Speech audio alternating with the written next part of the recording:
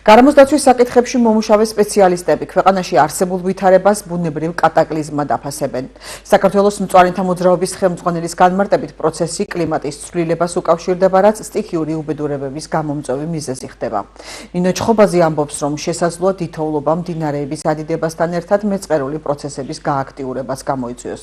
გურჯაანში უმეტესად ხევების ადიდება და წყალმოვარდნებია მოსალოდნელი. ექსპერტი იმ პრევენციული ღონისძიებების ჩატარებაზე საუბრობს, როგორიცაა კალაპოტების გაწმენდა და ნაპირსამაგრის სამუშაოების ჩატარება და ასე შემდეგ. ნინო ჩხობაძე მოსახლეობას მოუწოდებს არ დააბინძურონ ხევები. ახლო-მახლო მაცხოვრებლებმა კი საკვები პროდუქტი სარდაფში არ შეინახონ, რათა წყალმოვარდნის შემთხვევაში დაცული იყოს.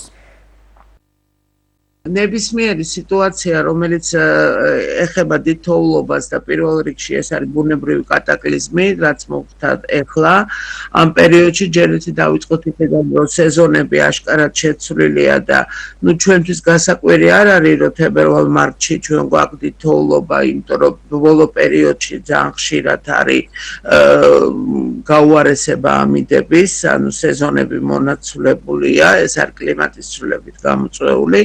რაც ეხება თითოეულობას, პირველ რიგში, რა თქმა უნდა, საფრთხე არის ზვავის ჩამოსვლისა. ზვავის საშიშროება განსაკუთრებით პრობლემატურია მაღალმთიან რეგიონებისთვის და მაღალმთიან სოფლებისთვის, ვისაც სტატუსი აქვს მაღალმთიანის. გურჯაანში, თვითონ გურჯაანსა აქვს პრობლემა, იმიტომ რომ იცით თქვენ, რომ ხევები ჩამოდის იქა და უკვე დნობის პროცესში შეიძლება გაძლიერდეს წყალმოვარდნები.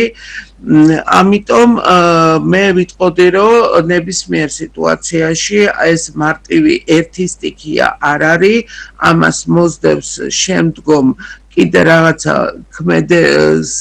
პრობლემები წყალმოვარდნების სახით და მეწყერების და ღვარცოფების სახით შეიძლება განვითარდეს, მაგრამ სავალდებულო არ არის. გააჩნია რამდენი არის საფარი, გააჩნია რა ტემპერატურას დაიჭერს და როგორ დაიჭერს ამ ტემპერატურას, იმიტომ რომ სწრაფი დნობის პერიოდში ეს უფრო დიდი საფრთხეა, ნელა დნობის დროს ეს ნაკლები საფრთხე იქნება ამ შემთხვევაში.